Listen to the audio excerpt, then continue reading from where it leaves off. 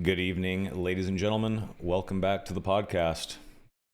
Tonight is the Dorkest Hour number 6 with Odin. Let's go say hello. Hello, gentlemen. All right. Hello. Howdy. Here we are, another Dorkest Hour. Jay, what's up, brother? What's up, man? My sand all over the place. Sand all over the place. What? Explain. Oh, Hate sand. I've been in the dunes, bro. Like, In the dunes.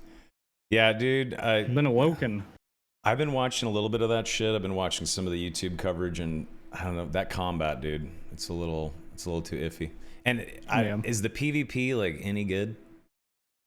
Is it worth it at all? I had an 8-man battle last night on the ground, all with swords. One guy had a gun. It was all right. I actually liked it. It was pretty sick. Okay, all right. It's a fucking brawl. Similar a to knocker. So similar to was it? I was like, Ken likes Last Oasis. I barely have no remember idea. that I never game. played it. Like in terms of okay. That was a long time ago. Good to see you, by the way. Honestly, What's up, brother? the combat's kind of ass. Yeah, I mean, we can all see It's not it. great. We can see. Yeah. Yeah, we can tell. But I mean, like, the world looks pretty. The exploration looks fun. Like, It's the cool movement until looks the cool. end game, Oh. which is like the main selling point. It's cool to be living in the theme of Dune. I mean, I'll be honest. That's really it. Maybe this is a shit take, and I'm just gonna set myself up for failure at the very start of this podcast by saying something unpopular. But the Dune movies were okay. They weren't that great. The newest Dune they movies? weren't they weren't bad. I'm not saying they were bad, and I definitely think they were better than average. But I didn't watch. To be fair, I did watch both of them on a plane, and I feel like no matter what you watch on a plane, it diminishes the viewing experience a little bit. But I did also watch 1917 on that same flight, and I thought that movie was fucking incredible. That's a good movie. Which one's that? The war one? Yeah, Yeah, World War I. it's the one that has the crazy long single shot from the trenches. Really good movie. Yep. That movie was hella good. It was good, but Dune Part 1 and 2 kicked ass. Part 2 was even somehow better than the first one. You're crazy. Part 2 was better. The first one I was a little lukewarm on, but the second one was better. I feel like it really kind of like came into its own. I feel like Okay. with a movie that long though, I feel like you really need to be packed so much delivering in. from the start. You know? Yeah. I get that. They had to Okay. pack in a lot of shit in those movies. I feel like the first watch kind of ass because they explain nothing. The second one way better, but when you rewatch it, I feel like the first one's so good. When you get the context and you know what's going on. Yeah, and I'll give it a second chance. one thing that really helps with like something like Game of Thrones or Dune or like some crazy sci-fi or fantasy shit where you don't understand what the fuck they're talking about is putting subtitles on. That fucking helps so much. The I'm half deaf Harkonnens anyway. are I got coming those from things blah, blah. always on. Yeah, you're like a what? And then you're a Harkonnen, and then you can actually Google it and see what the fuck a Harkonnen is, and I don't know. It's, Never. I You never think it catch helps me a lot. watching with subtitles. I literally bro. heard you talking earlier about how you've watched a ton of Dune lore videos. Don't fucking get me started on this. Yeah. Ain't no subtitles though, bro. Well, you'll get But there yeah. one day. Trust me. You'll get It's a there. short. I You can can't do rewatch it. it 7 I times in can't 2 read seconds. like Ken with. There's Ken, dude. Can't read. I'm half deaf, dude. I need subtitles. Well, gents, Dorkest Hour number 6, a dark and darker epilogue. Oh, yeah. Yay. We should probably talk about it. That's what people are here for. Yeah. Odin, it's good to see you. Love you, buddy. You had You're looking good, by the way. You've lost a lot of weight. I can tell. dude. You're talking about the Thank you. talking about the Thank you. exercise and the. Yeah, 37 pounds as of today. Bunch of body fat You loss. look good, Jay. Don't be so hard on yourself. I know everybody's Jay always looks busting good. your balls You about it. look You get good. there. You look good. When you're ready to get back on the horse. We're getting bad. When you're ready to get back on the horse and fucking grind it out, I believe in you. You got this. You look good. man. Start with You gotta- five push-ups a day and work your way You up got a from there. good support Oh, hell network too, no. because it's just everybody. Ken has just dragged everyone kicking and screaming out of their fucking dark and darker midnight black dungeons to get to the gym.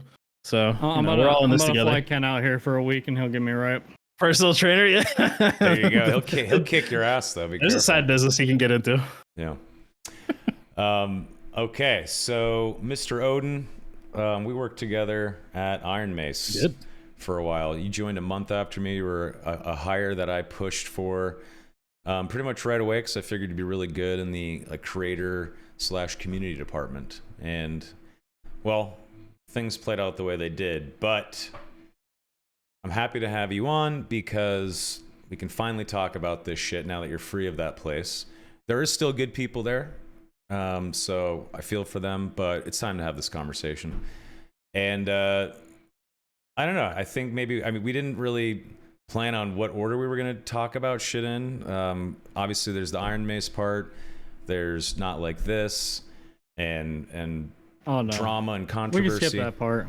Well, I'm definitely not. I have the entire DM history of our conversation up, and you can see exactly what was ever said to this guy, and then you can make your own, judgment.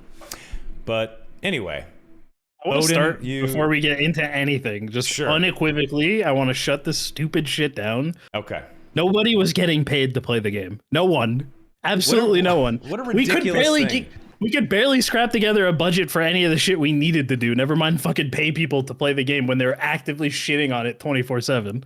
And I can't think of a single person that has never said anything bad about the game that would be a good paid sponsor. So this whole concept of, oh, they signed NDAs, are they doing some shit that nobody knows about, sneaky behind the back doors deals? Dude, NDAs are a really normal part of this industry, and the only thing that we did with the NDAs was to tell people about a creator partner program that we were thinking about setting up, because it was a pivot from another idea that we had that SCF wanted NDAs for. It never ended up being anything until almost right before I left, and that is the scope of it. Well, That's let's it. rewind. That's good that you cover that, but there was I just want to get that out there. there as was the statement. influencer marketing campaigns that were done. There was. So before, But just to be explicitly, clear, nobody who played the game. It was only recaptures for people who who quit playing a long time ago, New and or lapsed people who people, never yeah. played the game. new and lapsed people. So Yeah. let's rewind. So I joined as a contractor in May. They hit me up a couple months before that. Obviously, I have to interview, right? And I made the announcement on, let's see here, what episode was it? Episode 56 of the Darkest Hour, which was over a year ago on April 3rd, 2024. In fact, why don't we just watch this quick little clip? Here we go. You guys screen share it for us? Celebrities in the gaming space for a long time, hosted events. I've done that whole thing, but one thing I've managed talent, obviously, Jay, and repos. Oh, this is okay. I know All what right, this is. let's play that one more time. So this is before I've started. They've sent me an offer to join a month later in the beginning of May. Celebrities in the gaming space for a long time, hosted events. Not Chad, just Hold on, roasting hold on, Jay the I've whole done time. that whole thing, but one thing I've managed talent, obviously, Jay, and repos. But one thing, let's rewind that again. Celebrities in the gaming space for a long time, hosted events. I've done that whole thing, but one thing I've managed talent, obviously, Jay, and repos. Okay, so I have managed talent, clear as day. Sorry about that. Just wanted to mute so we could watch that clip. That's where I state that I have clearly managed talent, Jay and repos, before I joined. You know, like a regular job, which people do.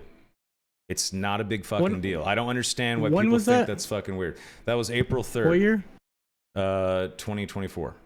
So over a year ago. Okay, we had talked about it like 1,000 times prior to then as well. Exactly. That was the first example It doesn't matter. That was the first example I found that was far enough back, and then I stopped looking because I only need to prove it once. But anyway, so it was never a secret. There you go, right there. Okay, it was never a fucking secret. Anyway, I joined the company as a contractor. I took a massive pay cut to join Iron Mace because I loved the game, and I was doing an unmonetized podcast to elevate streamers in the space. That's always been the case. In fact, I only started monetizing the podcast when the Dorkest Hour started. I have only made this amount of money. It's probably backwards, sorry. But it's $98.82, and it clearly says that I have never received a payment before. Because I'm not a YouTuber. I'm not a full-time content I'm creator. gonna need an answer on that. All right, sorry. Let me. No, Sorry, I'm really The forensic sorry. scientists on it. I'm really sorry that it's mirrored. I'm sorry. And it's I'm in the mirrored. bank account, buddy. I'm sorry that it's mirrored. My bad. All right, social address. You guys know what to do. Anyway, so I've never even gotten a paycheck from YouTube for this hobby, and I'm not going to monetize this episode either because I just don't give a fuck. So I joined Iron Mace. I helped them get on Summer Game Fest. I helped them get on the OTK Expo.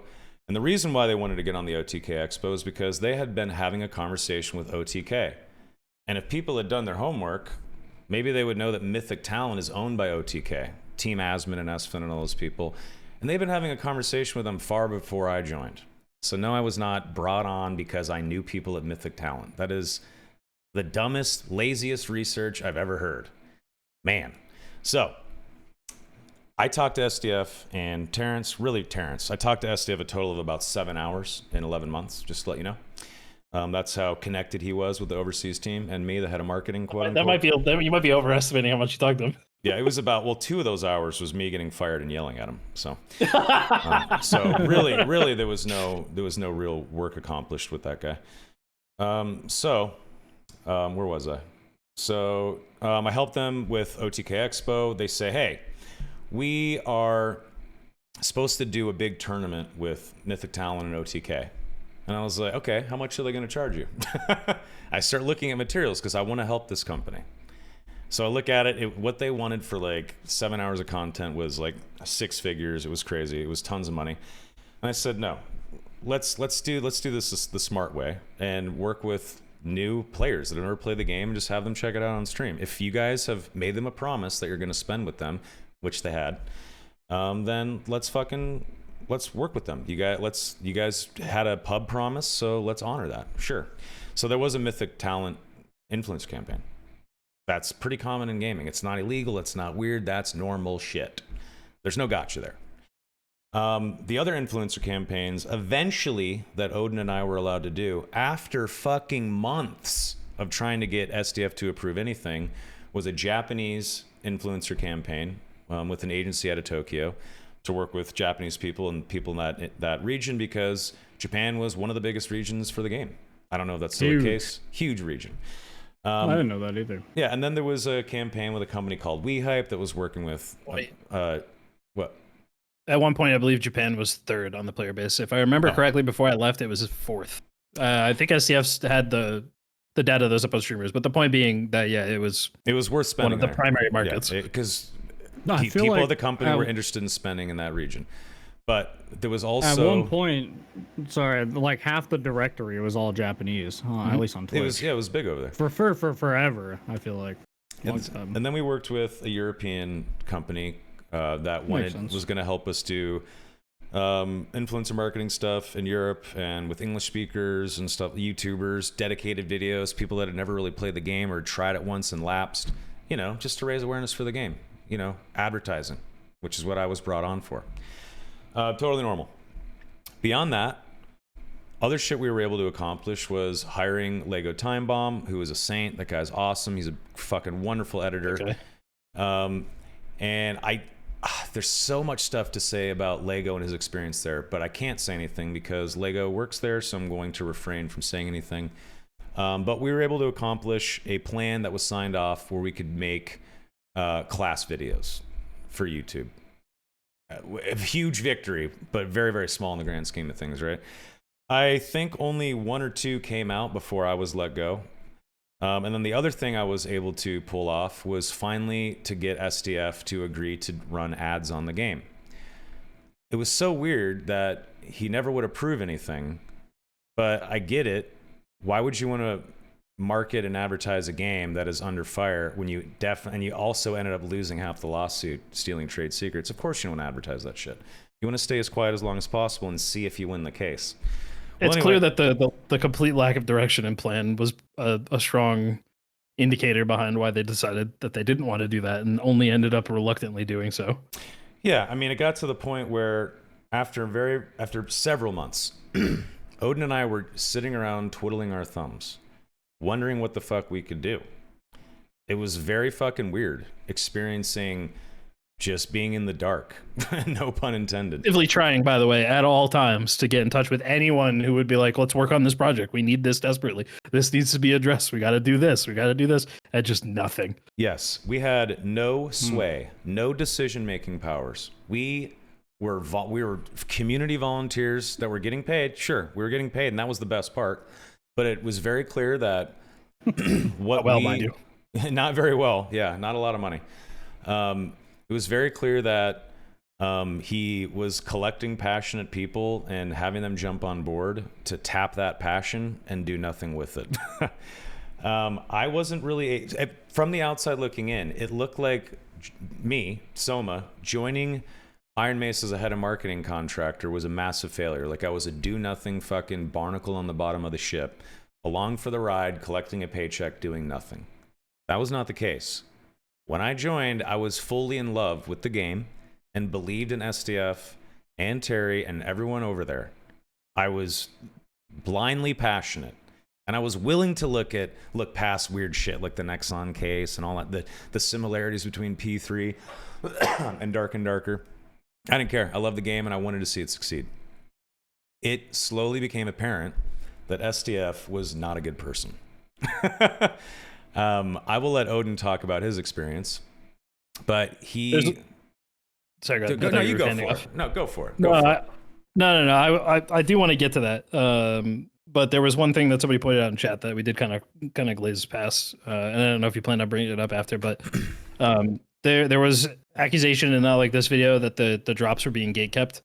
I think if you look at that list for the day one of drops and you just use your brain and you just check like Sully Gnome or any Social Blade or any publicly available metrics tracking website, you can see, with the exception of like a couple of people, everyone on that list deserved to be there by influence and metrics alone. It had nothing to do with whether we liked them or not. There were a few people on that list who, to this day, I have not named. That I'm not a big fan of, but they're on that list, and because they were right for the game. There were a couple of people who were on the list who shouldn't have been there, but the choice was not ours to make. We were able to present the list and make suggestions, but we did not have the final say. The people who got final say on the drops. Did we ever have the final say on anything, Odin? No. But we did not have the final say in terms of choosing. We were given guidelines on what we should be using. We gave him, which, by the way, in terms of talking about the experience, of talking about the experience of working with SDF, I can't tell you how many times this guy would just like insult and berate us over stupid shit because we were not, and I'm not joking, we weren't reading his mind. He would tell us, think about what I would want and then make it happen. And we would go, we need more context than that. And he would say, figure it out. Yeah. in such simple words. That's not a joke. I'm not kidding. How many times did you feel like your job was threatened because you didn't guess right?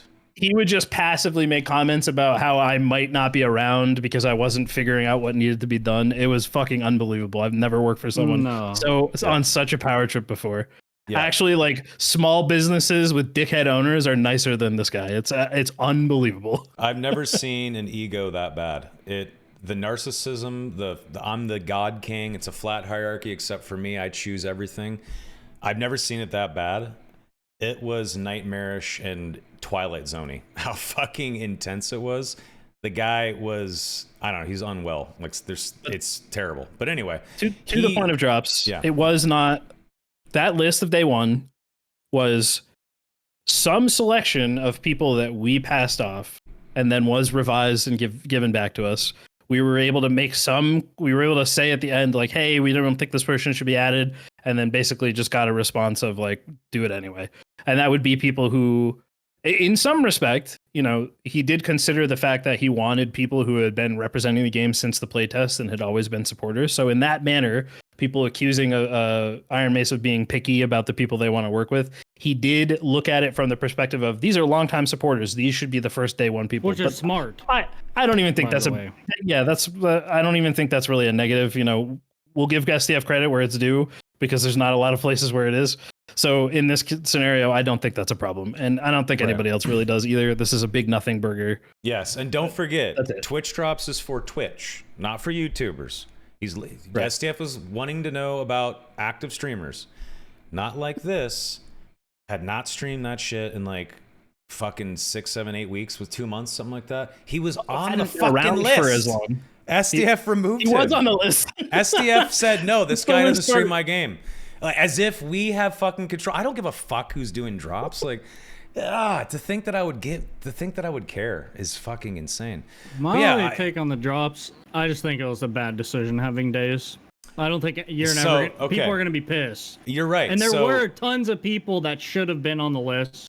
I'm not going to say people shouldn't have been on it, but yeah, you're right. Should have been a lot of people. I don't want to throw these guys under the bus because they're good people, but we teamed up with a firm called Muxy. And we just took their advice. They had been drops is one of their main fucking products. Also enabled the development of the backend that is required to run Twitch drops. So without them, we wouldn't have had that set up because nobody at Iron Mace knew how to do it. Right.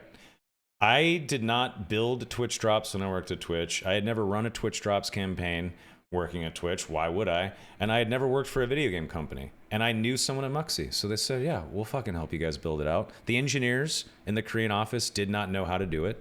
So we asked for help, which is totally normal. It's strategic partnerships, business to business dealings. That's really, really normal shit. So anyway, we took their advice. We did the drops. Obviously, there was a lot of hiccups, actually. There was a change to the drops terms of service and guidelines, like, I don't know, 48 hours before drops, which is fucking unlucky. Literally, they sent us a message while we were in San Diego to go to TwitchCon. Yep. And then during drops, hey, this changed. And then during drops, the whole drops server went down and affected tons of drops campaigns on like day 3 or 4, which shout out Mayo Room Temp. Shout out Mayo Room Temp. Yeah, everybody knows that guy is the only guy who had drops for a couple of days. Yeah, Mayo. Yeah, so that was that people blamed Iron Mace for that. Like, no, that's Twitch side. We have nothing to do with that shit. Sometimes Twitch breaks. We've all seen it happen. If you want to blame anybody for it, it would technically be my fault because I was adding people to the list, and when I added Mayo, that's when it broke. So he was the straw that broke the camel's back. So blame me or blame Mayo. I don't know, one or the other. Well, you didn't know you were working with a faulty system, so it's okay. Anyway, so at the end of the story here, let's just skip ahead. We don't have to fucking defend ourselves this fucking hardcore. Like, if people don't believe us, they don't believe us. Like, fuck them. But SDF is the king of that castle. He decides everything. He has the final say. When I was interviewing with Terrence Park at dinner in San Francisco, GDC was going on. He's there for GDC. We're having dinner. He asked me about 20 times, are you sure you want to join? SDF is a lot to work with. He's a lot to handle. Are you sure? Are you sure? Are you sure? SDF is this. SDF is hardcore. I'm like, well, yeah, hardcore. Great. Let's do it. I had no idea that he was trying to protect me from one of the worst egos. He was like, are you really, really sure? I'm like, yeah, let's fucking do it. Anyway, SDF is the God King at Iron Mace. He decides everything. We only can make suggestions, and more often than not, he either completely ignored them or would go the opposite direction of them. That's the truth. Take it if you want. I have no reason to lie. I haven't played that game since the end of January. I uninstalled. I don't give a fuck anymore. I have no allegiance to SDF. Fuck that guy. There you go. I don't care if you think it's unprofessional. He was unprofessional. So it doesn't matter. There you go. Professional is putting it very lightly. Yeah. Odin, please go ahead. That man's a demon, dude. God damn. To your point about Terry, I do like Terry. Terry's a good guy. Yeah, I like Terry. I want to share one situation that I think kind of encapsulates the experience of working with SDF. So I don't know if you guys, some people in here might remember a time about a month before Wipe, this past recent Wipe that added PvE mode. They might remember a time where I was in Discord and in people's streams, like openly talking about what the plan was for the upcoming Wipe and like what they were thinking about, conceptualizing ideas and problems that could arise, and like giving feedback from the perspective of my knowing what they're working on and seeing the document that they're working from. I was given permission by Terry explicitly to go into the community and communicate this to people, because I told him at this time, people's trust in the company is just constantly falling, and they can't stand the way that we communicate. And I made a video about Iron Mace communication sucking a year ago before I even joined the company, and the same problem still existed. So we had like a 4-hour talk aligning on marketing strategy, how we were going to present the ads for the game to be more focused on the PvE, to try bring in players from like the Skyrim space. Terry explained that, he was really excited about the PvE mode because he wanted to play the game with his wife, and she hates PvP, but there's so many players who say they want a PvE mode. It was a great conversation. We got really aligned on all the points, discussed what I could and couldn't talk about, where I would need to use discretion, and it was great. I was in chat talking to people all day long, and people were very happy to finally see some semblance of communication from Iron Mace. Completely unchained, almost, within reason. And one night, I was drinking, playing with So Bad, and we were playing Arena, and he was asking me questions. So Bad being So Bad, he clickbaited me in the Reddit thread the next morning, and like stretched the truth on certain things or made it sound like I confirmed things that I actually put huge air quotes around, saying none of this is confirmed. Please take this with a grain of salt. We're still under development for some of these things. You can't take it as is. It could change all the way up to the patch day. SDF got sent that thread, sent me a message and said, you need to stop talking about things that I didn't approve. Just cease communication. You have to request anything that of me before you can talk about it publicly. And Terry's in that conversation and didn't say a word. He just, knowing that we had already made this agreement that this was how we were going to communicate, being in the conversation, party to SDF, saying, if you can't keep your mouth shut, you're going to get fired. And, you know, as if was going on this tirade about like how he knows my intention was good, but I have to keep my mouth shut. And like, this is not acceptable. And I can't tell you how many times I've explained to him that we cannot be this closed mouthed, no roadmap, no promises kept. Everything is just fly by the seat of your pants because people will lose faith in the company. And Terry didn't say a word. So I like Terry, but after like seeing the way he handled you getting fired and this whole communication fiasco, I really lost a lot of respect for him. Like they told me a lot of stuff on my way out because I did an exit interview with them. I talked to them for about 2.5 hours. You know, I was pretty blunt with SDF and I told him to his face that I hated working for him and he's kind of an asshole and he contradicts himself constantly and doesn't listen to feedback. I was very blatant and upfront with him about that.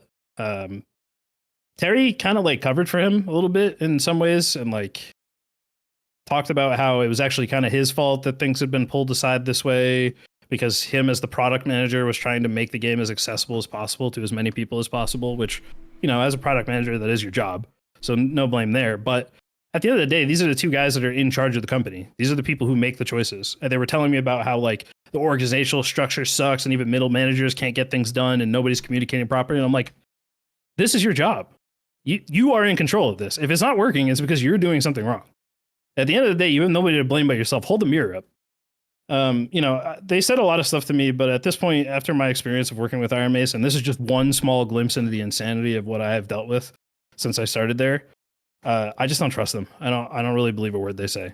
And I want to contextualize this by saying I don't want Dark and Darker to fail. I love this game, but I have zero faith that they will be able to save it. I don't think they have what it takes. I think the egos are too big. And in the case of the dynamic between Terry and SDF, I just don't think having enough people that matter in the company have enough say for it to actually change.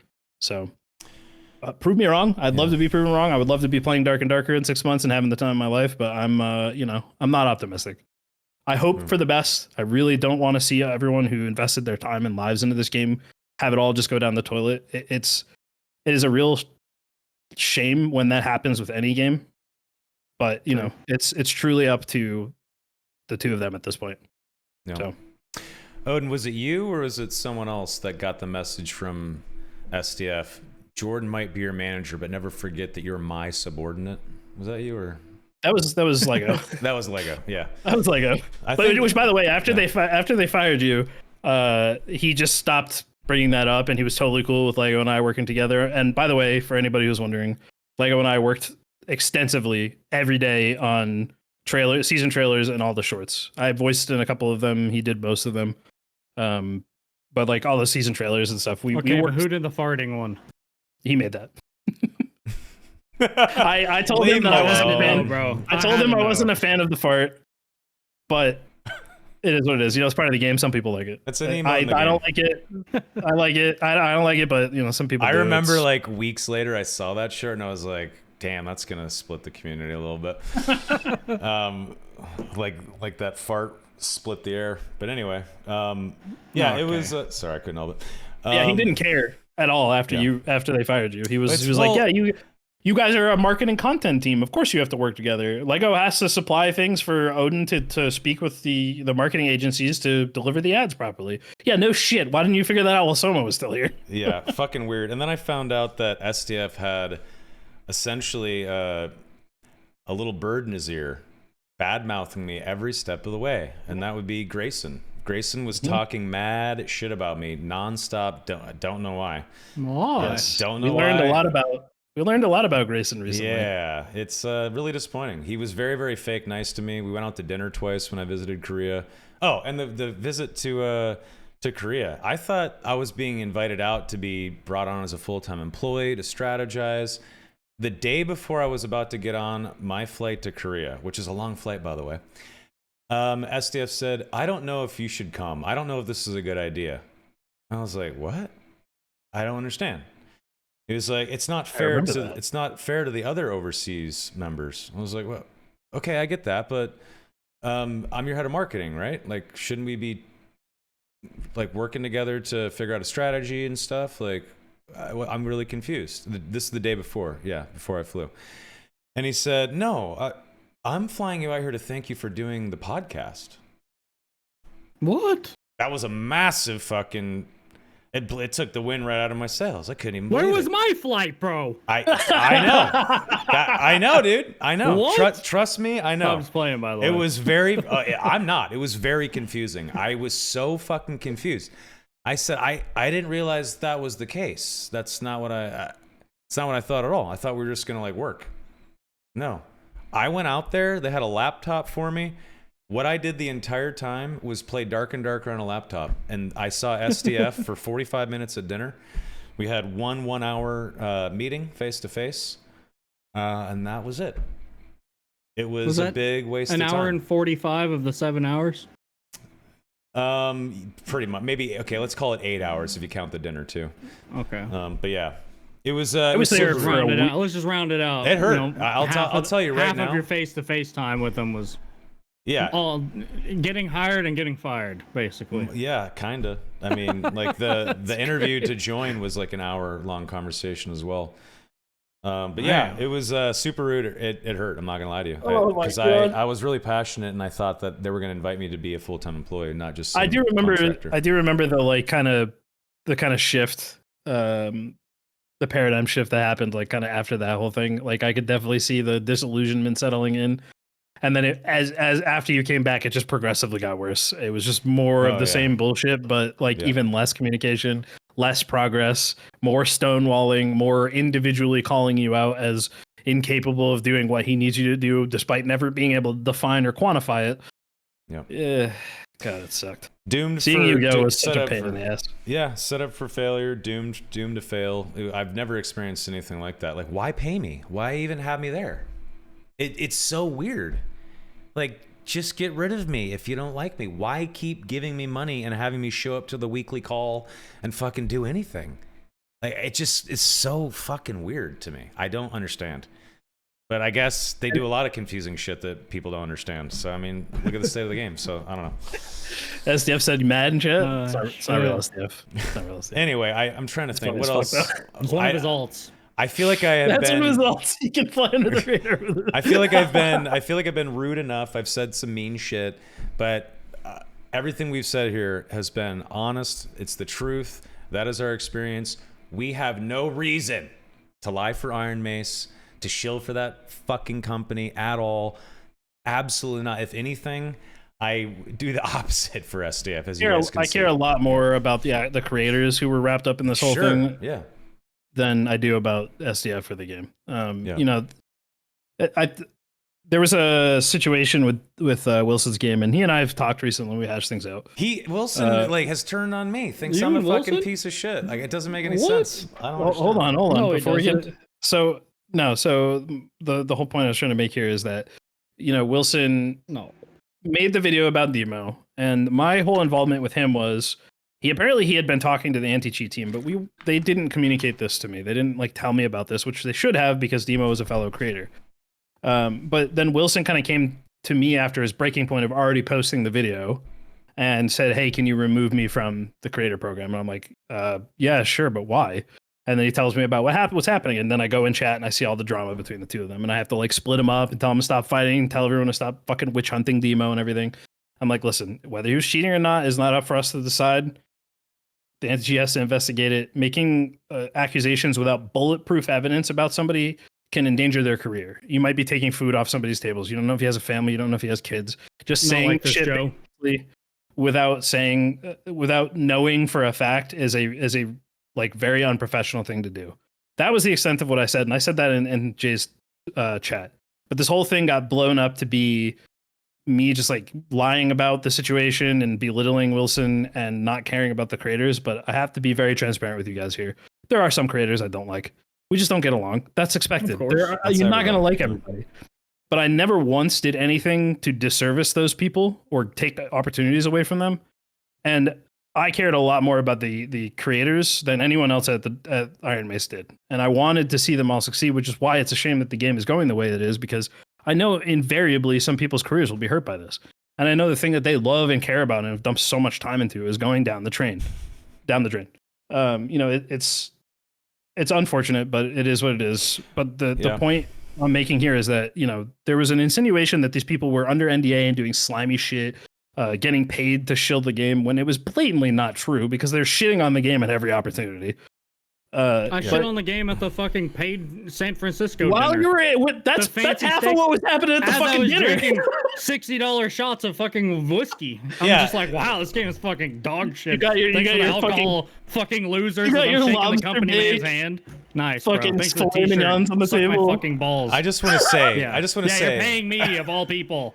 Yeah, that dinner was a thank you dinner for it was great, by the way. streamers at TwitchCon. It was not a secret cabal or it wasn't a Diddy party. It was fucking Morton's steak. Yami was there. Morton's steak. Yeah, Yami was there. But there was a bunch of people there. Why didn't there was a bunch of streamers there? If they played Dark and Darker, they got an invite. The only person that wasn't invited was Sarah Moore because I don't like that guy. But that was a personal thing. But yeah, I wasn't a big streamer of the game. Like he was for a short period of time. Doesn't even matter. What matters is we wanted to thank people because SDF wanted us to go to fucking TwitchCon and thank people. He wanted us also to fucking get a giant gift box together and send people a giant gift box of shit. With like a mimic chest. It never happened. It never happened. Gold coin chest and a poster and a mug. I would have been chilling crazy. Are you kidding me? I would have changed everything. It never happened. Serious? And what's funny is that I got stuck in bureaucracy forever because SDF did the typical SDF thing of like, read my mind and figure it out or we're not doing this. All that. I don't want to put any effort into this. Nice. Yeah, I mean, it was a thank you. This is fucking partnerships and community 101 shit. Like, to think it's some fucking gotcha thing. And we'll look at the not like this shit here in a minute. We'll see the truth about that guy here in a second. Speaking of the community shit, since you brought up, you were actually the community manager unofficially. You should have been the community manager. You have been such a fucking beacon of hope for the community at Iron Mace, in my opinion. And you've done a better job and will do a better job than Grayson ever will as the community manager. He fucking is. He was disappeared. He didn't care. Just doesn't care. Didn't play the game. Didn't give a fuck. He was not a good community manager, and he's still not a good one. And he probably will never be one. So there you go. I've said it for forever, and I've said it was weird for forever. I hope this isn't like an ego thing, but Grayson's the only public Iron Mace figure I have never once spoken to, and he's never like even came to the stream really. I thought it was so weird. That's why I brought it up when we had him on the podcast, because like Loki wanted to call him out for it. I just thought it was weird. You're the community manager, bro. You don't even like pop around and stuff. I mean, I was the creator manager. He saw that as my job. Yeah, I mean, Odin was not the community manager. Yeah, like we 2 tried, years later, guys. We later. tried to fucking. We tried to get him on a call to fix the Discord, and I remember we had this conversation with him where he just kind of shrugged it off, like, "No, the Discord's fine. It's working as intended." And we were just like, "Wow, this guy does not give a shit." And that was a red flag, but he was still a nice guy. He was still, I thought, passionate about the game and the company. But no, the guy's a snake. It's really unfortunate. It's fitting that the guy that was like, one of the first people at the company is like, and so close to working. I mean, he sits like right behind SCF. It's fitting that this guy is also someone who just like cannot take criticism and doesn't care about the input of others. Because one of the first things that we did before we started together at Iron Mace, Jordan and I were talking about like what our strategy was going to be for content creation and like community management, how we were going to start doing social media and like try to promote the game more, get more cross-pollination between platforms, and just get more eyes on the game. During that process, we said that the Discord is a fucking cesspit. It is so bad. The moderation in there is miserable. People are just constantly at each other's throat, insulting each other, making it an incredibly unwelcoming place for the game for newcomers. And we knew that the game was coming to Steam, and we knew that there was going to be a big influx of players. And we sat down, we asked Grayson, we said, hey, sit down and have a call with us. We're going to talk about something important. And we explained to him that this shit was important. We said, we need to do something about the Discord. We need to filter out all this toxicity, because new players who are just excited about the game and want somewhere to come and talk about the game are going to go to the main Discord, to the main channel, to talk with everybody else having a great time, only to walk in and see everybody going, I'll fucking kill you and your whole family. This game sucks. SDF killed my dog. Fuck Iron Maze. Fuck this shit. And it's like, we have to do something about this. And he's like, actually, I don't really see it as a problem. You know, it's just a reflection of the state of the game. If people are mad about the game, of course they're going to say stuff like that. I'm like, bro, there's a difference between feedback and just everybody being openly hostile to each other to the point that the community cannibalizes itself. And he just did not care. And we kept bringing it up. And I had to actually go, I had to be like a fucking dad said no, go to mom kind of situation where I had to bring it up to Terry because he just kept ignoring me. I remember. And I had to go, dude, we have to do something about this. And Grayson won't do anything. You need to talk to him and get him to at least try. That's when they created the Tavern channel and tried a little bit to move things apart. And, you know, no way, they just renamed it and moved on. Listen, I feel really bad for the people who work on the moderation team. I pushed really hard to try to get them actual money to do that job, because that is a full-time job. There's people in there fucking 8 hours a day moderating for a couple of redstone shards. And somebody said they don't even give out the redstone shards anymore. I told them, I'm like, even if it's just a couple $100, like, give them something. They're just in here doing this, just getting vitriol spit at them all fucking day. And the night and program you guys won't also, even pay them. The night program also got trashed. I mean, I thought that was a great program. Odin, please. I mean, you helped set that up. Did that program deserve to get fucking trashed like it did? Listen, I'm going to be honest. I really had nothing to do with that. Seb was the person who instituted it. Okay. And then after he was fired, Chunkus took over, and Chunkus is doing a phenomenal job with it. I mean, fair. Okay. Like fair. you said, there's still people at that company that I really like, and I think they're wonderful, awesome people. And honestly, everyone that's still on the overseas team is fantastic, and I really enjoyed working with all of them. And they all deserve better than fucking Iron Mace. We were promised more money. We were promised the American division of the company so we could get health insurance and not pay fucking 20% more taxes than everybody else because we're self-employed contractors. None of that shit ever happened. All those people there still suck there. It sucks. But as far as the night program goes, I mean, I don't even understand what the criticism of it was. You're mad that people are taking their own time to help other players learn how to play the game. What is the problem? I don't know, man. I don't get it. People. What is the actual? What is the argument here? I think that, like us, people are frustrated with what happened to the game, the state of the game, the community. People are angry that one of their new favorite toys is getting broken, and people, unfortunately, are willing to. 1 second. What? One of the best new toys we've seen in a long time. Fuck yeah. Trust me. That's why I wanted to work there. Not just any other toy, bro. I know. Extra bad. You're right.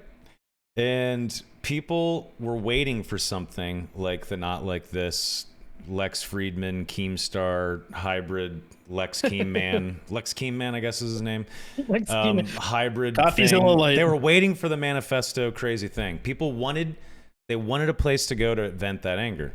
Unfortunately, though, there was a bunch of collateral fucking damage. There was some good points, and then you get dragged. I get dragged. A bunch of fucking streamers get dragged. We knew he was going to be making that video, by the way. Yeah, I'm going to show you. We did not know we were going to be included in it. I didn't know that when I got on a 1 hour phone call that he requested, by the way, to get advice about life, how to be a streamer. Interrogating you. To talk about... No, hold on. This is different. This is not an interrogation thing yet. I'm going to show you guys the entire DM. We're going to pivot into this right now. Not like this video. I have the entire DM history that I'm going to show you guys. And we're going to see how unprofessional and evil I really was. Or if maybe it was him that was not a very good person. There is going to be a point where you see that we had a 1 hour phone call. That's going to be highlighted here on the screenshot. That phone call was him requesting to talk to me. And you're going to see him asking the request to talk about life and fucking his mental health shit and being a content creator, how to succeed. And I did get on that call with him, and I told him to not give up. I told him that he should keep fucking making videos because he was a smart guy, I thought, that had a talent for this, and to never give up and keep going. And that I would fucking support him and have him back on the podcast, and that I liked what he was doing and to keep going. That was my advice to him, to go to events, to meet people in the community, to get out more, touch fucking grass, I tried to be fucking nice. Invited him to the dinner. Well, we're about to fucking look at the fucking DMs. This is everything. You're gonna see, disclaimer, edit occasionally on some of these fucking messages. It wasn't to fucking change the narrative here. It was because I'm a fucking weirdo and I like to fucking edit grammar mistakes and shit. Odin, how fucking crazy am I about grammar and punctuation and spelling? How many times have I very annoying raked the whip over you to make sure every fucking tweet was perfect? It's something. Better chat GPT that shit before you post it. I don't want to see anything wrong with that post. If that tweet goes live, I will kill you. I was fucking. I'm hardcore about that. So just a disclaimer. Okay, let's look. Okay, not like this, Joe. 6/16/2024. Hey man, I'd love to have you on the Darkest Hour podcast sometime. Should I read it all, or should I slowly scroll and people can read it themselves? I don't know. I feel like it'd be best for you to just like, you, bro. I feel like it'd be best for you to post it to like an Imgur, like take all the screenshots, post it to an Imgur library, and then just like share the link for people to read on their own. Okay. So I think what's going to happen is people are just going to meme in the chat and miss out on half of the context. Yeah. Okay. So I do have all 7 JPEGs. I could do something like that. Or we could just do it right fucking now. So let's just skip. We're just gonna come on, streamer, run the vote. Yeah. Run the vote, streamer. We're just gonna fucking run through it. We're just gonna run through it. I invite him to come on the podcast. He says yes. Would love to do it. Would it just be me and you guys? Blah blah blah. Okay, there you go. Pleasantries. Hey, my apologies. Can you join us on July 23rd instead? That's unfortunate. We could do the 23rd instead. Sure. This is July 3rd. Podcast was pushed back a week and had a domino effect on the schedule. Definitely wasn't ideal. Thanks for understanding. You guys know how this podcast fucking works. We reschedule all the time. Shit happens. July 5th. Maybe I've gotten too comfortable with emoji reactions and should have just typed so you get a notification. Anyway, it's not a big deal. Don't worry about it. Looking forward to the 23rd with the 3 of you. All good. Very much looking forward to it. Hey, want to confirm, are we on for today in 4 hours? This is on the 23rd. Yes, sir. Talk to you soon. And then we get down to August 2nd. So I have a few things I'd like to run by. This is after his podcast appearance. First, I hope I was not too negative on the pod. I was excited to talk about balance, the people who also love, live, and breathe the game. Balance has caused a lot of negative experiences for me recently, and I felt it therapeutic to air them out with Jay and Spud egging me on. But I do wish I could have mentioned more positive things for my notes before running out of time. My friend said it was great and that I'm overthinking it, but I figured I'd still mention it. I'm looking forward to next time. Second, do you think Iron Mace would ever be interested in an in-person interview? Maybe an office tour as well? I could film some B-roll at the office to give the player base some insight into Iron Mace and help the player base connect more with Iron Mace. Obviously, IM can help decide what area to film, but I think a quick clean shot of SDFs or anyone's sleeping situation at the office on grind nights would both humanize the devs more and help people empathize with them. The questions for the interview can be made and checked by both sides. We could also reach out to the community. As a side note, we could do some roles at an open mat if they're available. I also do BJJ. And we could even film some quick B-roll there if they wanted. Right now, it's looking like my trip to Asia will be around September, October, November. So I could plan to swing by Seoul sometime during this period if this type of thing is interesting to IM. Honestly, doing this would cost me a lot of time and money, so it's okay if IM isn't interested currently. But I do admit it would be fun. Third, I am currently transitioned to be a creator full-time, and I am very excited. All my full-time creator friends tell me Twitch is more money than YouTube. I'd love to hear your take on this, and I have begun streaming again. After 3 streams, we already meet all requirements for Path to Partner except the 12 days of streaming, and our last stream was 12 hours with 163 viewer average. I haven't even advertised to my 16K YouTube base I'm streaming again yet, but we're still doing really well without them. I say that because I'd like to request to be involved in the upcoming Twitch drops. Based on current metrics, I could probably get partnered within 2 weeks, especially since Twitch says they consider off-platform followings, but I'm sure you would know better if that is feasible. I do think I'm mostly good and positive influence on the community, and therefore a good candidate for this. But please let me know what you think. I love all types of feedback. I bet you do. All right. Here's the second one. August. This is I don't know why there's 6 more of these, right? There's 7 in total. This is number 2. No. Yeah. So there you go. I don't know why it says untitled. This is supposed to say NL1, NL whatever. I don't know why it says untitled. Anyway, so here's number 2. Here's number 2. Bam. Sup, dude? Thanks for your message here. There's no need to feel negatively about your podcast appearance whatsoever. You were a fantastic guest. It was clear that you're intelligent, quite well spoken, and a passionate guy in the dad community, and a guest any podcast host would be over the moon to have, so don't overthink it. Iron Mace cannot currently do any sort of interviews due to the court case in Korea. Nexon is still very much going after Iron Mace, and that's why the company is careful with communication. Interviews inside the studio stuff and general PR is on lockdown for the foreseeable future. Glad to hear that you're going in hard on content creation. It's a smart move for you, and I think you'll find great success. Little did I know that I was molding a fucking Sith Lord that would try to Sith apprentice that would try to stab me in the back. Anyway, as you know, yeah. I mean, I'm giving this guy advice just for him to like drive his dagger in my back later. Anyway, I'm gonna save everybody here. I'm gonna save everybody here because you do deserve to be heard on this because you got bullshit accusations flung your way over trying to help somebody.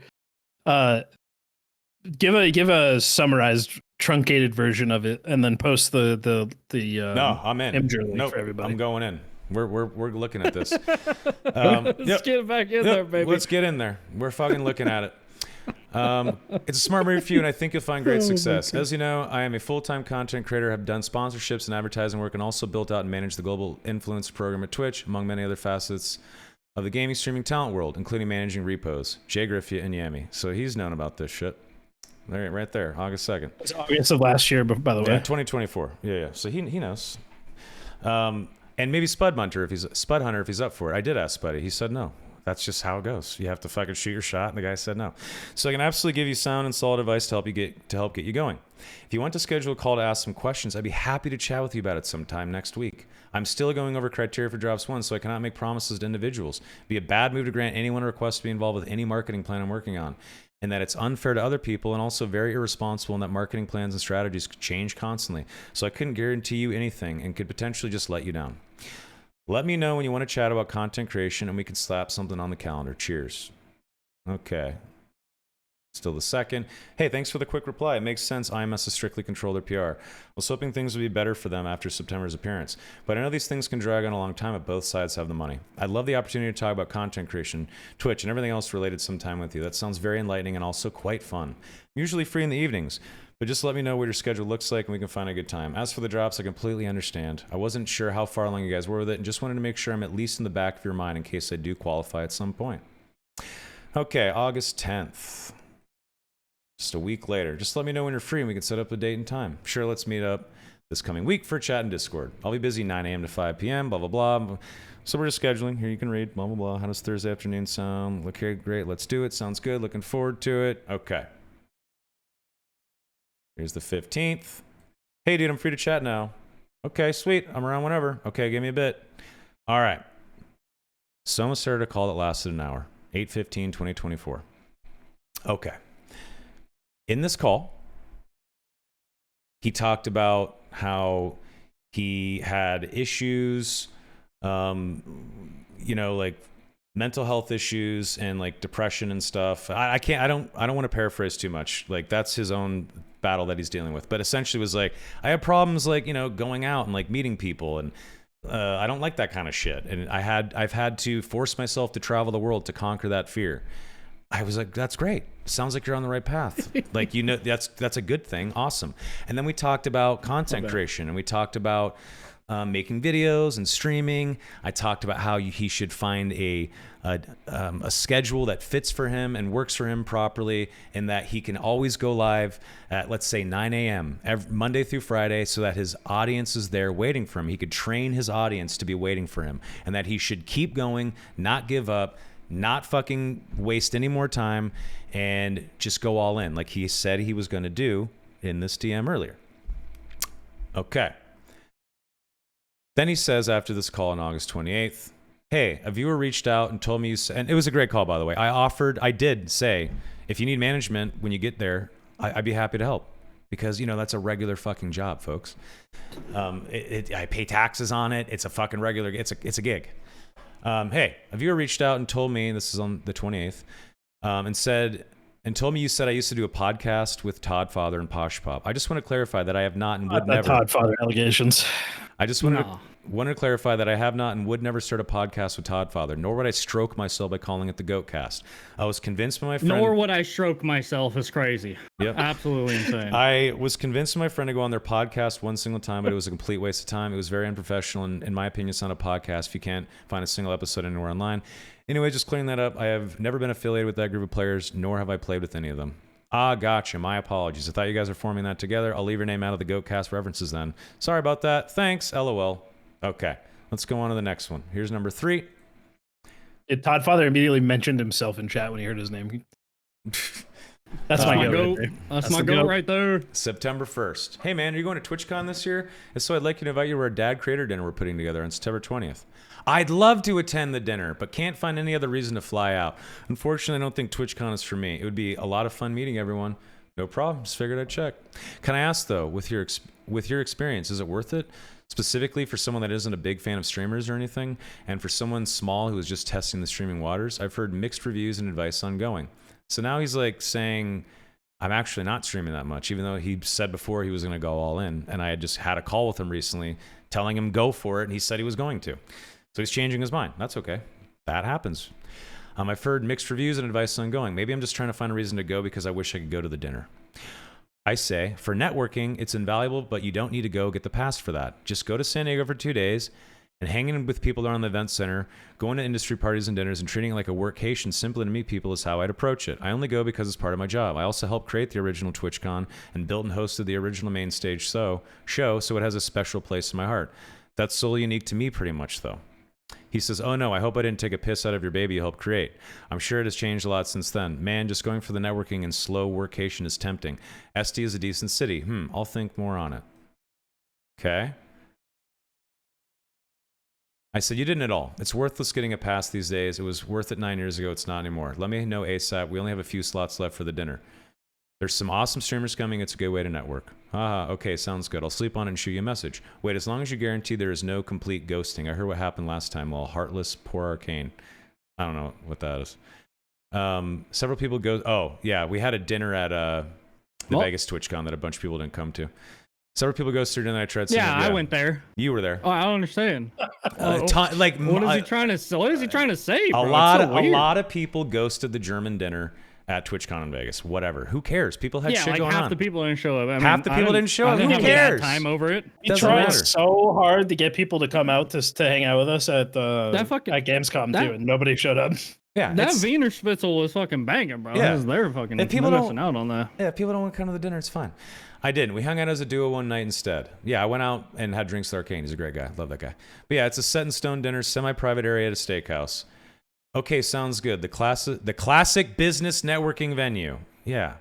Oh, hell yeah. It'll be a great time. Because it is. It's fun to have steaks and drinks with people that all like the same thing and talk about it. He wouldn't know that, though, because he doesn't leave his house, apparently. His words, not mine. September 3rd, 2024. Flying to Cali for just a dinner is a lot, but I'm still considering it. Okay.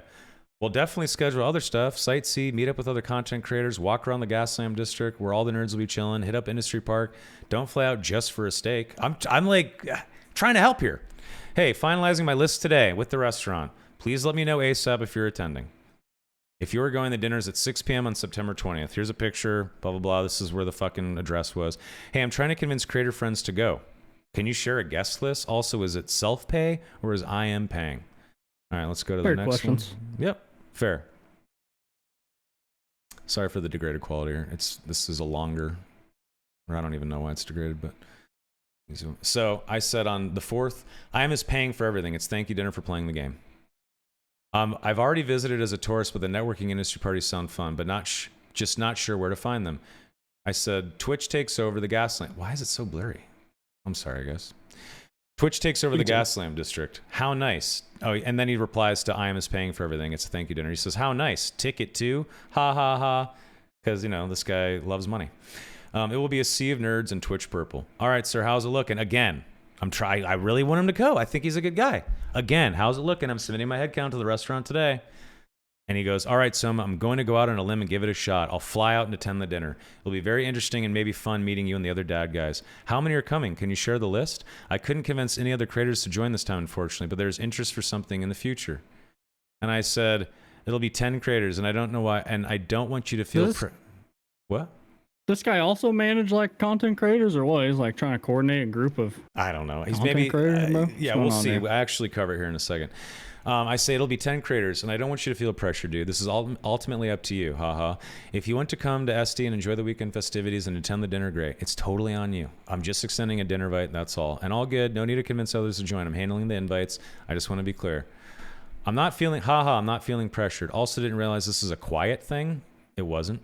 I only reached out to a couple big creators who are already working with IM in some form. I don't know why you felt the need to reach out to other people on my behalf. It's not necessary. There's only so many slots. It's a fucking dinner. Like, we're going to invite 100 people in to a steakhouse in a small room. That's not how it works, guys. Who did you reach out to? I'm super happy about that. They'll be like, hell yeah, you can book out the whole restaurant if you want. Yeah, I mean, that we had a small budget for this. And he says, oh no, sorry if there was confusion. I was trying to get them to come to TwitchCon or San Diego. I see. Yeah, obviously try to get homies to travel with you if you want, is what I responded with. I thought you meant for the dinner. Sorry about that. Okay, I have you on the list for dinner. Let's continue. I don't know. I initially thought this was like Gamescom. Thought you guys were reaching out publicly for a creator's dinner, but now I see this as something more private. The dinner is at Morton Steakhouse, right next to the convention center on Friday the 20th at 6 p.m. Okay, cool. I'm looking forward to it. Beautiful. Looking forward to meeting you, dude. Looking forward to the conversations, he says. Yeah, I'm trying to help. Like, I think this guy is cool, and I think he can make good videos and likes the game, and I liked his podcast appearance. Trying to help. September 20th, 15 days later.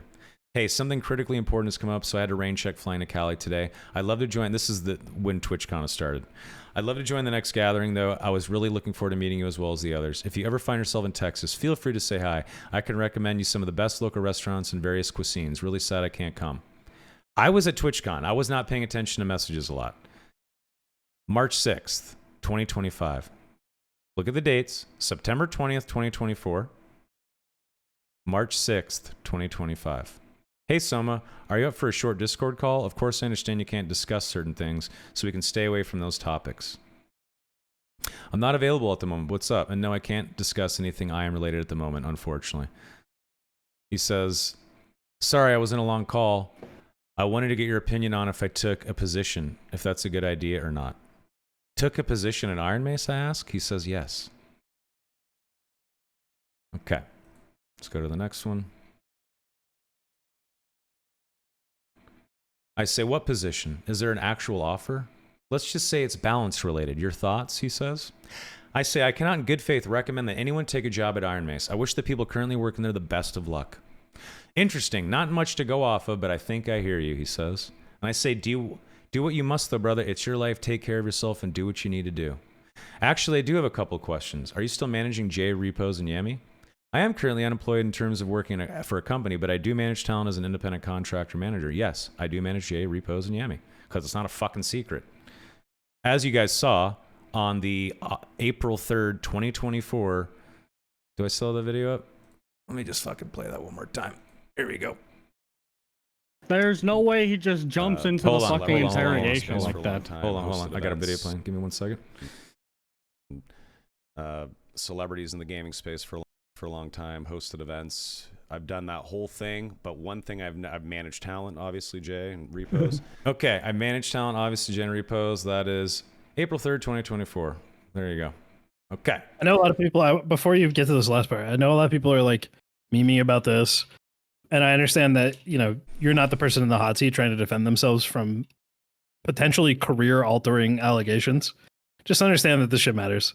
I don't necessarily agree with reading it all live on stream, but I'll let the man represent himself. I'll let the man represent what himself. do I got? Why would I not read it all? If I'm gonna put the fucking screenshots out anyway, I might as well read the conversation and fucking stand by my words and stand by the convo. I think this is a good idea. So let's keep going. I just been paraphrasing it because I don't care. I think people are along for the ride. I mean, I'm in for the ride now, and I've experienced this and lived it. Let's see. So you've been dealing with it for a while now. Yeah, and it's okay. So I tell him, okay. So this is good try, Odin. March 6th, 2025, April 2nd now. He comes out of nowhere and says, what date were you hired by IM? And I say, what's with the random questions, LOL? Are you putting together a video or something? Yes. Would you like to answer the question? Yes. Would you like to? Yeah. Isn't this fun to read, Odin? You're telling me not to read it? It's fucking fun to read it. Come on. I would have responded right there with like, Do I have attorney? Do I have a right to an attorney? Can I speak to a lawyer first? Oh my Yeah, this is God. fun to read, right? Like, of course I'm going to read it. What date were you hired by IM? Dude came at you good cop, bad cop, all by himself. Yeah. I said, are you putting together a video or something? 4/2/2025. Yes. Would you like to answer the question? Why do I feel like this is slightly aggro and interrogating in nature? I say. You didn't even say hi. Now you're coming at me like a cop. Did I wrong you or something? He says, sorry if you feel that way. It's not my intention. Hi, Jordan. I hope your job search is going well. Are you willing to comment on the question? Yeah, I got a comment. Not only are you a cunt, but you're a fucking psychopath. Next. My bad. Somebody I said say- Detective Goofy's on the kids. Yeah. I say, what's the intent of this video? And why are you coming at me like I've done something wrong or like we haven't had positive rapport in the past? Sorry, it's just a little confusing. He says, it seems like you're avoiding the question while also trying to get information out. Stop. God. Hold on. Let me read this. Feels like you're avoiding the question while also trying to get information out of me. Excuse me? If you haven't done anything wrong, then I'm not sure why you wouldn't want to answer the question. Yeah, if you haven't done anything wrong, defense, my favorite. Yep. Big fan of the fascist. If you didn't do anything wrong, you have nothing to Nice, hide. bro. Yep, brother, I say. You came out of nowhere acting weird. I've always liked you, but it's weird how you're acting here. Why would I help someone that is giving me vibes that seem off? If you want to talk on a call later, I'm down. I disagree with your framing, but I am open to talking on a call. What time? And I say, you say you're I'm putting. gonna grab another glass of whiskey while you finish this. Sure. You say you're putting a video together, and me asking what the intent of the video is a fair question. That's not information extraction. It's fair to ask about. He says, I'm making a big video on Dark and Darker. I've been talking with people from the community to get their takes and more information. I'm reaching out to you because you were an important part of the community both before and during your time at IM. I'm asking about your hiring dates so I can get it right. I don't want to give false information out.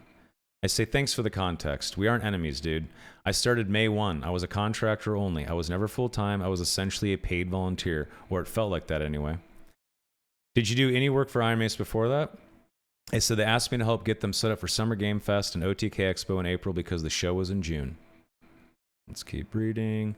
Did you do any work for them before April 2024? Nope. Never even monetized the Darkest Hour on YouTube, though I did turn on monetization for my new podcast. Then he says, and look at this gotcha he tries me. Can you tell me about the times Iron Mace sent gifts, perks, money to influencers without disclosing publicly? Like, dude, like, you're not that smart, bro. Like, what do you think you're trying to pull here? So, let's go. Sorry. Let's scroll up here. And I say, to my knowledge, they, to my knowledge, never showed favors or gave money or a gift to anyone. But nice try with the framing there. I have no dog in the fight, by the way. I don't care about the game or Iron Mace. He said, so what were the private dinners? I said, that's an event dinner and is normal at a gaming event. That might not be the gotcha you think it is in your video. Buying someone dinner at an event is way different than sending them a check or paying them to play a game. I am no friend of Iron Mace, but just be careful that you're making a video that isn't a big nothing burger. Iron Mace made a lot of mistakes, but outside of the Nexon case that they partially lost, I didn't see anything illegal at all, ever. He said, you included Walpurgis, I can't even say that guy's name, kid on your Twitch drops. He wasn't active or making content. Whoa, my goat, bro. Walpurgis kid, kimchi mage. He wasn't active or making content at the time. Can you explain why you decided to include him? Actually, that's a great connection. If you want more of a reason why someone might have been included as a conflict of interest that had nothing to do with us, Walpurgis kid, aka Kimchi Mage. What did we see about him come out, by the way, recently? Maybe a little bit of a conflict of interest from the internal members of Iron Mace and had nothing to fucking do with us. Yep. Which, one more comment. He reached out to you because he didn't want to misrepresent anything in the video, so that's why he was asking you all these questions. But he didn't bother to reach out to me and not misrepresent anything about me, where he called me a liar and said I was a shill for Iron Mace covering for them at 24/7. Yep. And then delete my comment when I called him out because he says he doesn't trust me with no substantial background. Oh, we'll Sorry, get to you. Don't you worry, Odin. That's all I wanted to say. That's it. That's all I have to say. I just don't care. I said it was open to everyone on Twitch. He said he was included in day one drops. Remember how you staggered the 3 days? I said, yeah, we thought staggering was the proper way to do drops. Again, we worked with Muxie, and Muxie thought it was a good idea too. And hey, look, you're not going to get everything perfect. Whatever. If you guys want to get me on that one, fine. To do drops, but it was incorrect, so we just opened it up to all. This is also a long time ago, so I don't know what sort of drama was going on with streamers. I haven't ever paid attention to that stuff. He says, so I'm curious why he was chosen for day one. It's obvious that he's upset he wasn't on drops at this point. No idea. That was many months ago, and things were way different back then. You were in charge of picking the streamers, right? I say no. SDF was. He was in charge of everything, literally everything. I had no decision-making power. He says, so what did you do at Iron Mace? So the marketing stuff SDF approved or allowed me to do. I've talked about this a couple times in the podcast. It was a frustrating experience.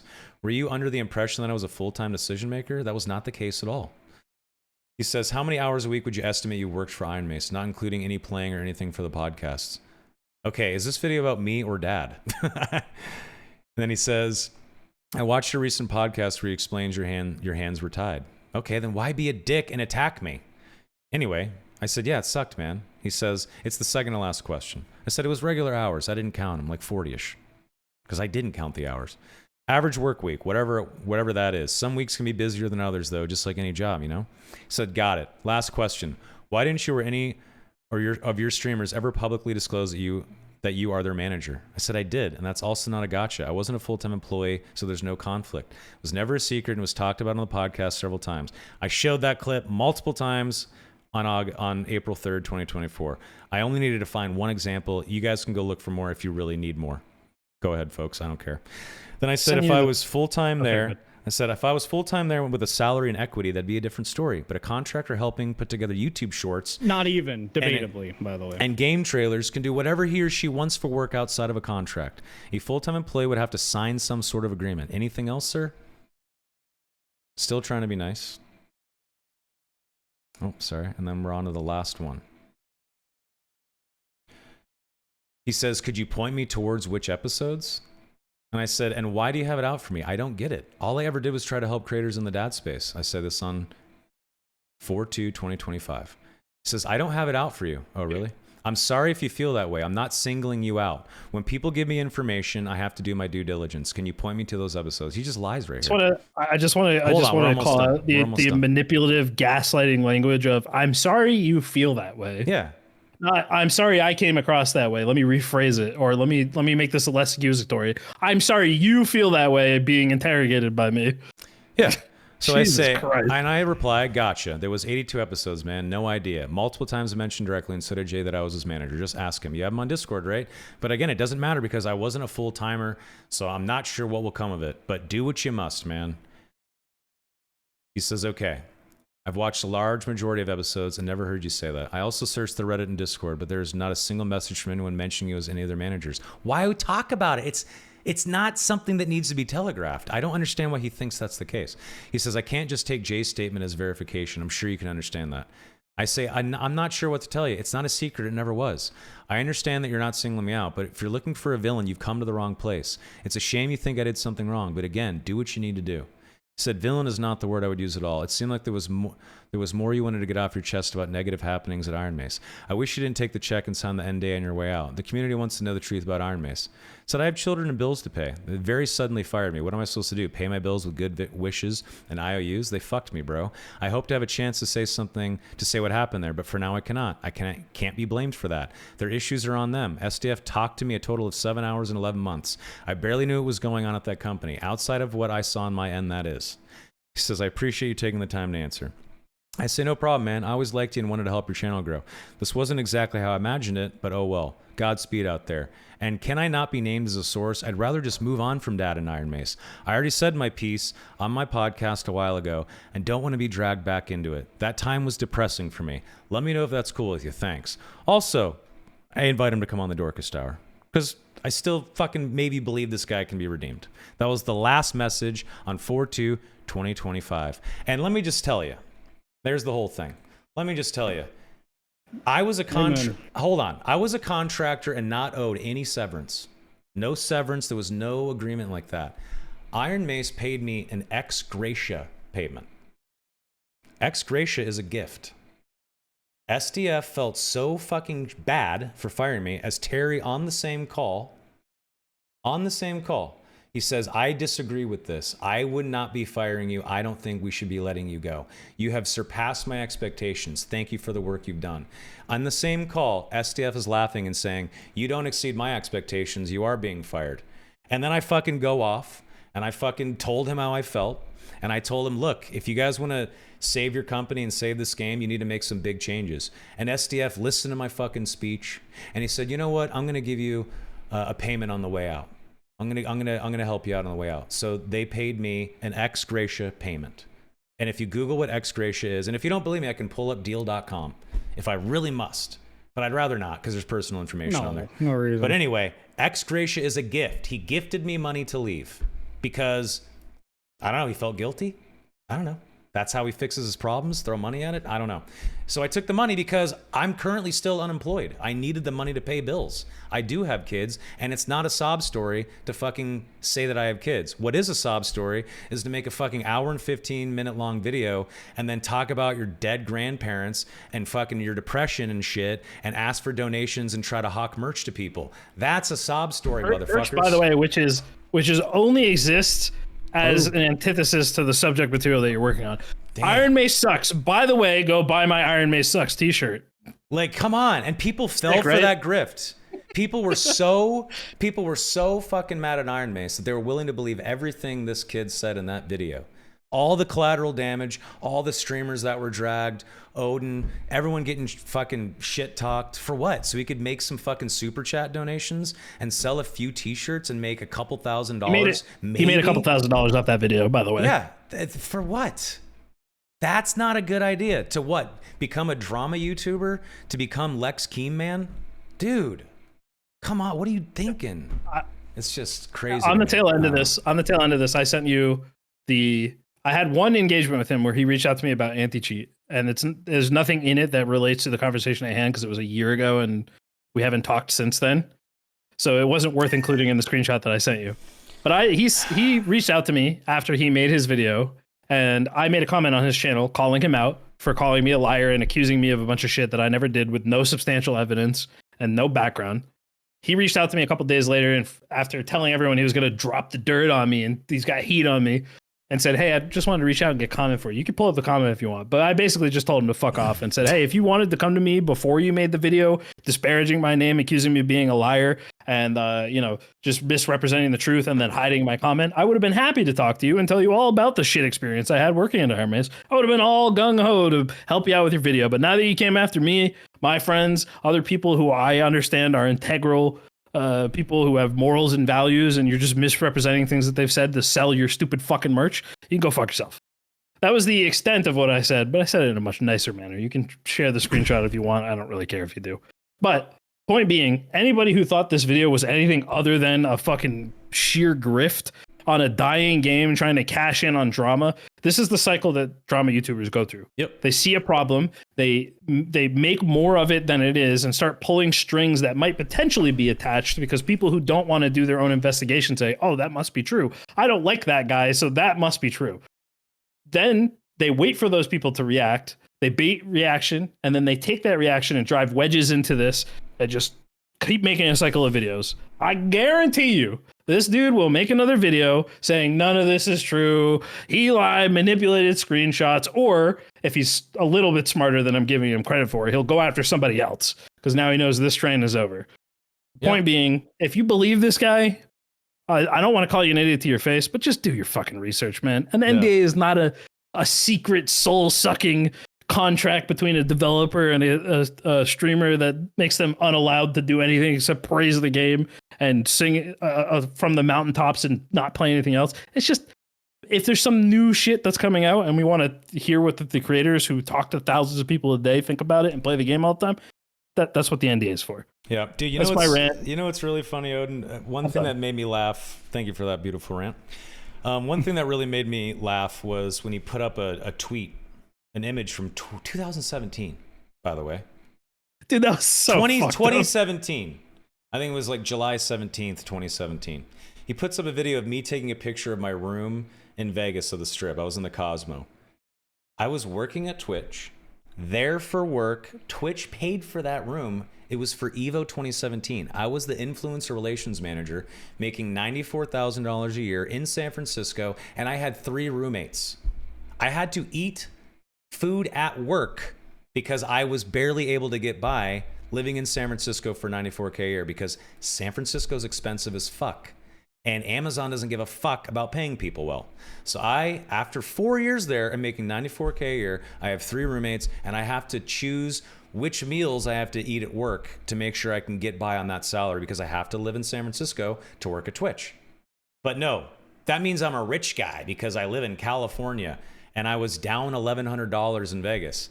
Yeah, I was down $1,100. Wow, how rich of me.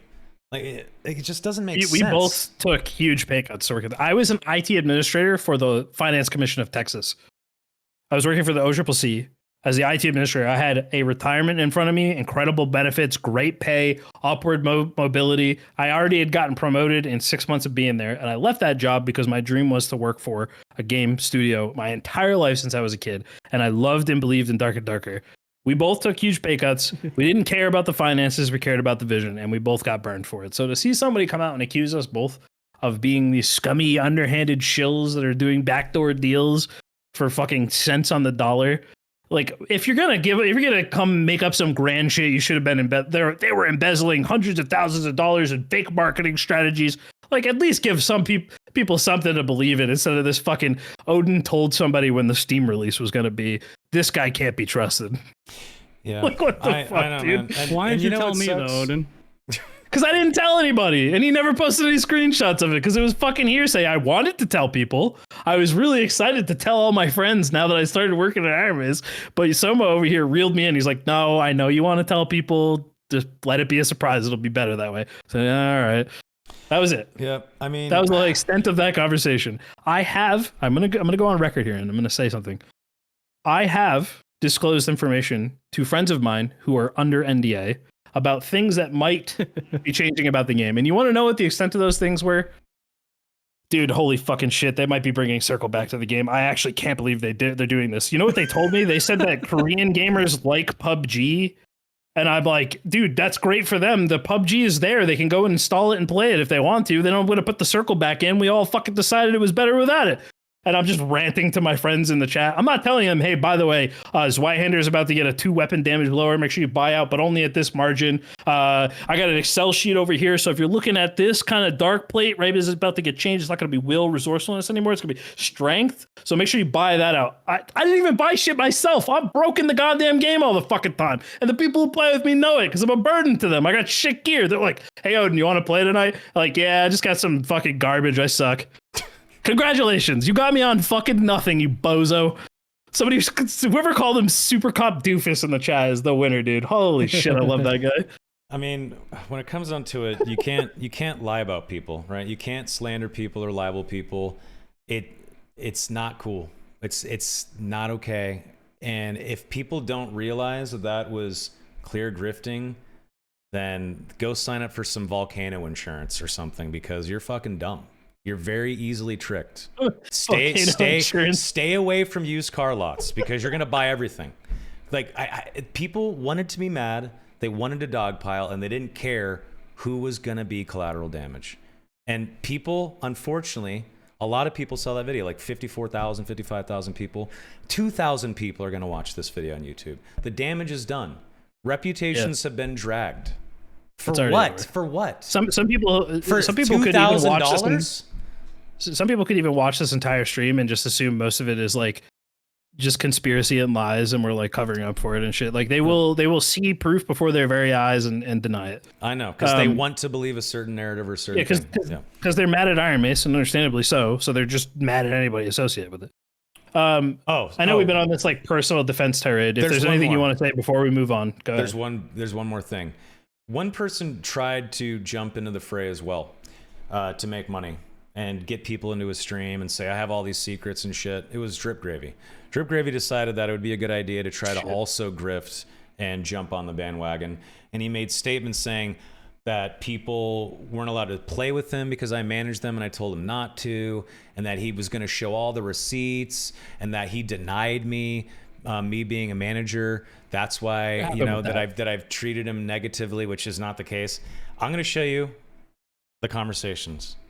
It's very short. It's barely. I'm all about it. Relax. It's barely anything. I swear. Check it out. Drip Gravy lost to his dad. Okay, I don't think he needs any. He doesn't need anymore else. Someone doesn't need anymore else. Someone just said, pretty sure it was said as a joke. No, he was saying, I have the honest truth. Blah blah blah. That's called slander. He also, there's clips of him saying that he meant everything he said, and then in the same stream that he was lying. You can't do that. You can't slander people like that. It's illegal. Hey, dude, gonna delay the podcast week. There's not much to talk about, so let's just wait a bit. Okay, so just next Tuesday then? I got to see what the update is. I think I'm going to time it for the update. 100 Pence might come on as well. This was December 9th, 2024. December 23rd. Hey, man, should I turn on my stream for the pod, or do people usually keep streaming it? You can stream it if you want, no problem. People get hung up on their camera, though, when we stream it, and then join the Discord call, though. So be sure to have that sorted out. Okay, we'll do. December 31st. Hey, man, can you do the podcast episode of the Party Chip next week sometime? Tuesday or Thursday? Absolutely, I can. Hope I didn't yap too much last pod. Okay, great. Nah, you were great, dude. Please feel free to yap away. All right, here's the second sheet. This is the last one. Hey, dude, hope you're well. This is when I offered him up to be his manager because it's a legitimate business and there's nothing wrong with that. I want to reach out and chat, and this is after I left Iron Mace. I want to reach out and chat with you about management. I manage Jay, Vincent, Yami, So Bad Strange, Repos, and Seriously Soaply, and I thought you'd be great to help out as well. Blah, blah, blah. Here's my pitch. Also, I'd love to have you on the podcast again if you're up for it. He doesn't respond. So I follow up a week later, and I say, brother, just wanted to follow up on the above. Let me know if that's of any interest to you. Oh, shit, sorry about that, bro. I barely checked my DMs. Haha. Let me think it over and get back to you this week. I appreciate you thinking of me for an opportunity like this. No worries at all, dude. If you want to chat about it, let me know. Hope we can hop in voice this week. That's the last time I ever talked to him. That's it. That's the whole thing. Just lying. Lying to get viewers. Lying to hopefully get money into stoke drama. Not okay. Again. Some people have called out in chat that he's obviously being sarcastic, but you can't undercut the importance of trying to piggyback on something like this. Again, I know for people who've never been in a hot seat like this, you don't understand that you're defending him, saying it was drama baiting. He was absolutely trolling. Okay, he is going to pull in people who are seeing that fucking slanderous YouTube video that Joe made, and then he's going to capitalize off on that and troll. They don't fucking know that. Like, he got a massive... There are people who actually think what he's saying is real, and they don't understand that it's good. It's sarcasm. Like, so you have to be responsible about things that you say, because you are held accountable. Anyone that's defending that, like, come on, critically think about that. It's not cool. Anyway, that's the whole drip gravy thing. That's all I got. I mean, I don't know what else to say. I'm gonna give the people the spicy drama that they came here for, which is what is going on with fucking SDF. I'm putting on my radio voice now. By the way, SDF, what's going on with that guy? Okay, he's head of a company. What's going on? The numbers have been going down. Everybody sees it. We know it. You know it. I'm not gonna hold this up the whole time. But during my exit interview, sorry, go ahead, Jay. We've been cutting you off. This is our higher fucking time. No, you're good. Keep going. So Jay has like casually joined conversations where I've been in Ken's Discord, just like shit talking SDF while I was employed there. Yeah. Hey, great job, by the way, keeping that secret, because God, I know everyone wants to talk about the spicy drama. But I would never. I would never. I appreciate that. Thanks, man. So just weird. I want to give you guys all I want to tell you guys all about two things. So the creator Discord that everybody was like, what's this super special creator Discord? It's just a Discord for creators to hang out. That's literally it. There was a section for partner NDAs. So when we actually got people to sign NDAs, which there was an initial round of 20 people that I interviewed back when I first joined the company to ask them what they would like from a creator program. And I told them what I would like to do with the creator program. We had them sign an NDA so that they would agree not to talk about the fact that the creator program was being made, so that anybody outside of the loop wouldn't have expectations on when it was added, who got invited, what the circle was, what the expectations were, any of that shit. So that is the extent of the NDA. The creator program finally got off the ground. It was a miserable time trying to get anything done with it. It took me forever to get them to just even make a single emote to give to people. Finally, we get the creator Discord set up, and I had to do it myself like a couple months later, which is fine. I don't care. It was like, I want to say March. Maybe somebody can correct me on the timeline. I think it was March when I felt like I had to set up. Creator Discord was just a place for everybody to have transparency. And the plan was, I proposed this whole document to SDF about the tiers of creators, what we should do with the creators, how we should communicate with them, how we should create testing pipelines, how we should create early content pipelines. I used Bungie as a great example of how, because even though Bungie sucks a lot, they do a really good job with their creators by inviting people out and flying them out to their studio to give them early access to things with B-roll footage to make videos and tell their whole community about all the cool new stuff they're excited about. It's very good. It's a symbiotic relationship for creators, helps promote their channels and helps bring viewership in while also helping promote the game, but it does things transparently. So this was the plan that I wanted to follow.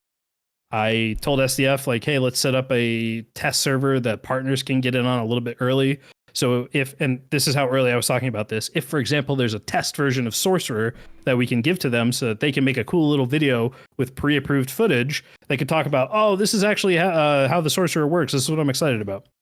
We made this whole fucking creator program all based around having communication pipelines with creators.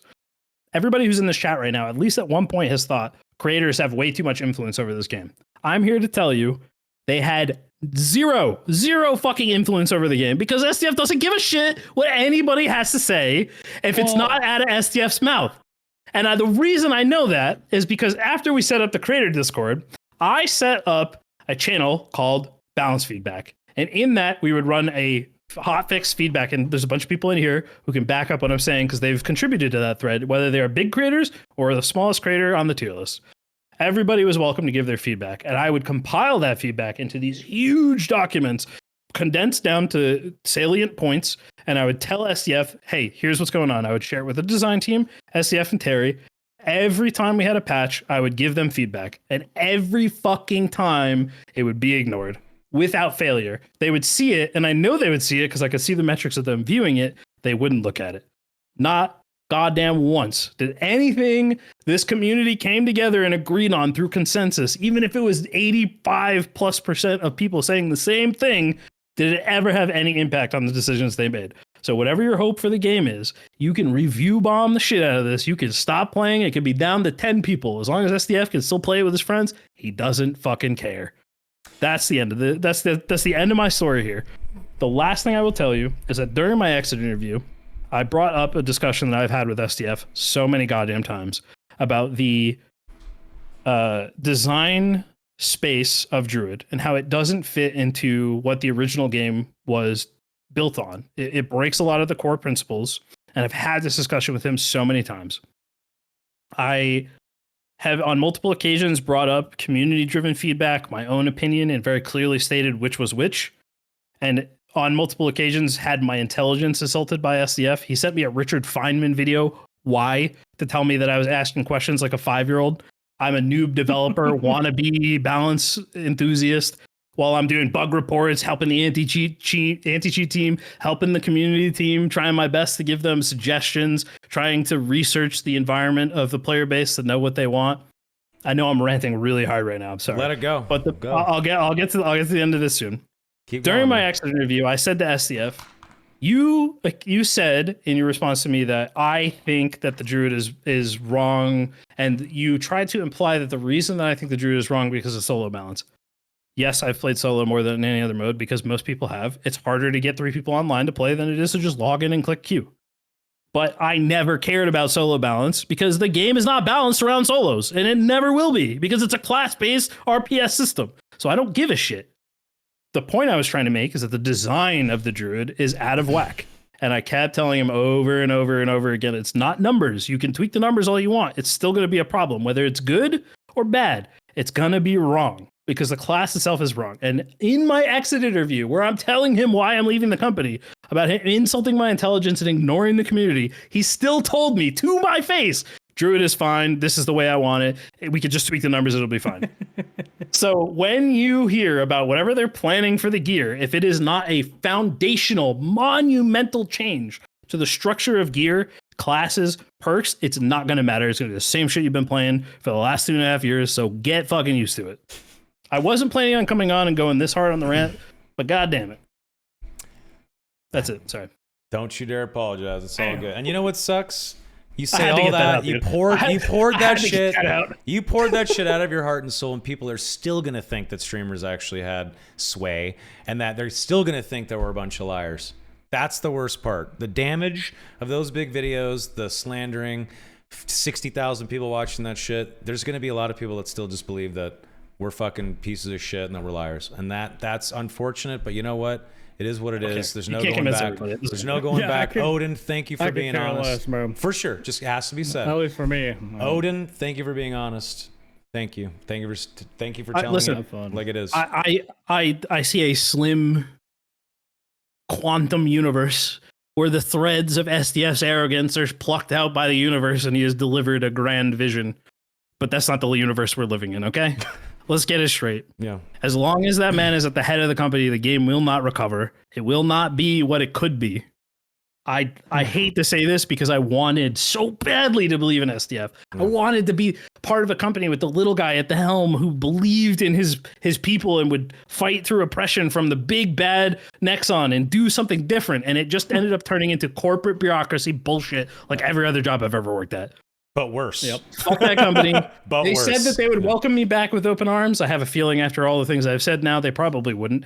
But people need to know, and I'll be honest with you, it was very transparent from when I gave my resignation to all the things they said about how wonderful it was working with me and how much actually they valued my opinion despite never listening to it. Even though I told them not to make the stupid DLC pass, even though I told them to make a fucking training mode so that people could learn how to onboard onto the game, even though we told them over and over again where the failings would be and they never listened to us. They wanted to tell me, we really valued you. We really appreciated you being here. Please be nice to us when you leave, by the way. We're not saying that part out loud, but please be nice. Yep, I got the same kind of treatment. Please be nice. SDF is like, you have a lot of sway and shit in the community, a lot of influence. Literally was saying that to me, like, then why be mean to me? The shepherd's Like- crook around your neck. like, I just don't understand. It's just so weird. Like, I don't know. Anyway, there's not much else to say. I will say, Okay. there is a way the game can be fixed. Actually, there's a lot of ways, and there've been so many people who've made incredible suggestions and put in so much Countless time. times, bro. So yeah, and like there's been suggestions that like so many people agreed upon. Does anybody remember the Reddit thread that the guy made where he had like the zones closing by module and they were like kind of clumped together, but it wasn't a distinct circle. It was like it would get darker and more damaging the longer it went over, and then everyone I've ever talked to has been like, yo, this idea is way fucking better than the circle, and I would take this even over no circle. This is awesome. We shared that with them. They were like, oh yeah, that's cool, and then they never talked about it again. They had a vision, a double vision, triple vision. I don't know what kind of vision they had, but apparently SDF had a vision. So believe us when we say he was the God King. He is the God King of Iron Mace. And he makes all the decisions. It's always been on his shoulders. Even when I told him that he, to his face on a call, that he is the worst bottleneck I've ever seen in any business ever, and that he would be at peace, and he would have so much less stress in his life if he would just trust the people that he hired on. And he just couldn't do that. That's ego for you, folks. And he's got a crippling one. But his ego will never allow him to realize how crippled it really is. Ken told me he's like George Lucas, and ever since he said that, I just can't. I can't unsee it. It's the same fucking. Just will not like iron grip will not relinquish control of it, and then he makes the prequels, and you're like, did this guy actually know? Okay, this reminded me of something, and I want to make one more point. Anybody in here a fan of Dead Space? I want to see in chat if anybody has played Dead Space before. Just Great game. Sound sound off in chat. Great game. Love the Dead Space franchise. Even Dead Space 3, I really enjoyed it because I played it co-op a lot. So Dead Space 2, great game. Dead Space 3, kind of ruined by EA's monetization, but I still enjoyed it. Then Glenn Schofield, the creator of Dead Space, went on to make a game called Callisto Protocol. Most people will say Callisto Protocol wasn't that good. I thought it was all right. I didn't hate it. I thought the ending was pretty kind of like cop out, and you know there was a lot of mechanics in the game that just weren't as good. But a lot of the design space of Dead Space was, I mean, he had no qualms in hiding the fact that he was just trying to continue making a spiritual successor to Dead Space. But when he went to actually make Callisto Protocol, there were so many thinly veiled copycats that just didn't have the same soul and didn't understand what made Dead Space great. There was a video on YouTube that I can't recall right now. I wish I could remember so I could post it in chat, but I think it was Dead Space is done, or will Dead Space ever return? Something like that. And the guy was making a point about Glenn Schofield not really understanding the thing he created. And I look at the parallels of SDF, and even whether you believe he stole the game or not, and I'll go on record by saying I don't think he stole the game. I think there was something weird going on there, and I do think that poaching people from Nexon was suspicious, but at the same time, Nexon is a piece of shit company, so ethically wrong or legally wrong, but morally right, who knows? Point being, he left to make his own game. Whether you believe he stole it or not is not the point. He made Dark and Darker, and when it first hit the shelves and everybody got to play it, it was so fucking good. Crack. Everyone remembers playing the playtests and being like, I can't think at work. I need to listen to the dad lobby theme while I'm sitting at work. I can't concentrate. All I can think about is Dark and Darker. And now the game is a shadow of its former self, despite being developed for 2.5 fucking years. And all I can think about is Glenn Schofield making Callisto Protocol and the parallels to SDF, who created something amazing, but does not understand why it's amazing and won't listen to people tell him why it was amazing in the first place. And if he never does, it's never going to get better. That's all I have to say. I'm going to leave it off there. That was my fucking yap session. It was very therapeutic. Thank you for listening to me. I appreciate it. Glad we you, can sir. help. Thank you. Thank you. Thank you. No, really, I cannot say how much I appreciate being given an opportunity to speak about it, because God damn, man, that shit was depressing. It was depressing. I didn't want to be dragged into this shit. Yet here we are. I'm happy that we had this episode, though. I'm happy. What? Nothing. Sorry. Keep going. Jay, let's hear your thoughts now. Nothing. You've been quiet because we've been yapping. We had to have our therapy session. What are your thoughts? Am I evil, Jay? The shit that I said and not like this. Yeah. How terrible? Yeah, you How want my terrible? raw take? Yeah. Yeah, it was way more than I thought you guys were gonna do. Also, way more. I know I'm the negative one here. Way more than I would ever say. I thought I was going to be Crazy. so nice coming on this podcast than I originally I'm was a little going to shocked. be. Yeah, I'm a little shocked. Shocked about which part? I genuinely, you want my my Be first honest. impression? I think you guys just killed the game. I'm gonna be honest. No. People who still like it or don't care what we have to say. There's going to be a few thousand people that watch this episode on YouTube, and that's it. This is going to be forgotten about in 2 weeks. I want to be look at how fast people stopped giving a shit about the Not Like This video. I even said it to someone. I was like, by the time we do the podcast, nobody's even going to care. Okay, but that's because Not Like This is a fucking moron. It's not the same thing. This isn't like, So wait, are you saying that we should not have defended ourselves? It was bullshit, and he's an idiot. Hold on, are you saying that we should not have defended ourselves like we did, or I'm confused? No. I meant more on like the shitting on Iron Mace part.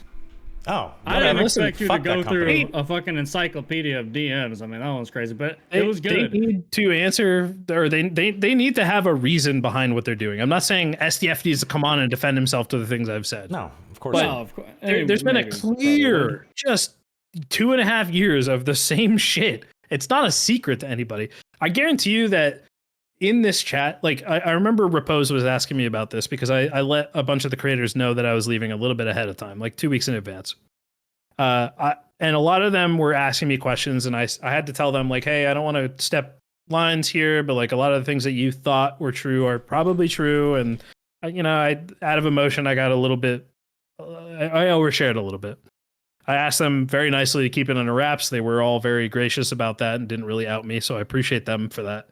But I was pretty transparent about the fact that working for this company was just awful, and specifically SDF. And I want to say, shout out Jin, my boy over there. Fucking love Jin. We love you, Jin. Jin is my fucking man. Yep, Jin's Bong, awesome. who I'm not going to give the Awesome. full name of, and that's actually just a pseudonym, but he knows who he is. There's a bunch of people at the company that are really passionate individuals who fucking love this game and they work 12-hour days. They're there till 9 p.m. and then they go home and do the same thing. They work weekends. These motherfuckers are machines. And it's so upsetting to see their talent wasted and have them be blamed for shit that is not their fault because their leadership failed them. It sucks. I want Dark and Darker to succeed. I just don't see a way that it does with SDF at the helm. Because even in my parting conversation with him, where they realized the gravity of the situation of me quitting willingly, the person who is the biggest fucking shill for this game on planet Earth, besides Soapy. Love you, Soapy. Besides Soapy, the biggest fucking shill on planet Earth, me leaving voluntarily had to have been a wake-up call, I thought, until I had my exit interview with them, and I heard the same shit I've always been hearing. It's just excuses, shifting the blame to the player base's expectations, them having bad middle management, having bad employees, anything except accepting the blame for what they did. It's depressing, man. I wish that was going to be my dream job, work on my favorite game. And that dream turned out to be a fucking nightmare. It made me never want to work for another video game studio. And it's something I've dreamed about since I was a kid. I've always wanted to work on a video game. Always. I dreamed about it since I was 5 fucking years old. It's the only thing I can think about.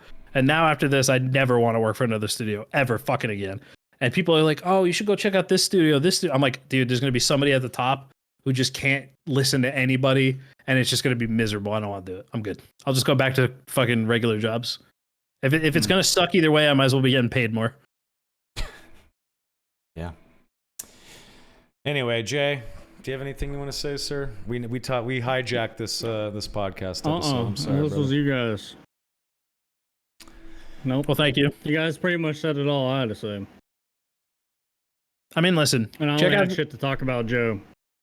Check out the next wipe. You know, to give it a try. I'm not gonna play this mini wipe. It's cooked. I don't give a shit. But I will. Dude, I see Sophie in chat, Matt. Sophie is a great guy. I wasn't trying to harp on him at all. I love Sophie. Sophie's the fucking man. He's great. And the shit that SDF did to him by putting up a patch literally the day we announced his tournament and acknowledged it. God fucking damn, dude. It's just unforgivable. Oh, and let's actually shout out, unforgivable. Yeah, let's shout out the other streamers that were dragged. I can't remember everyone, but Yami and One Peg, Jay, Repos. Like, why drag those people? Why? Oh, I took that shit super personal. Why rip the walls down on? Like, he went after everybody. I don't understand that mindset. Like, you think I got a like, tapestry those are as my good wallpaper. people. You think I'm getting paid? All those people are good people that are making content and trying to forge their own path and make their own way. And you're just gonna shit on them for what? To make $2,000 and sell a T-shirt? I mean, I'm pretty sure the guy streamed the other day and had like, I don't know, like 40 viewers or something. He didn't get the viewership spike he thought he was gonna get. He only was live for like 3 hours. How do I know this? Because people are sending me stats.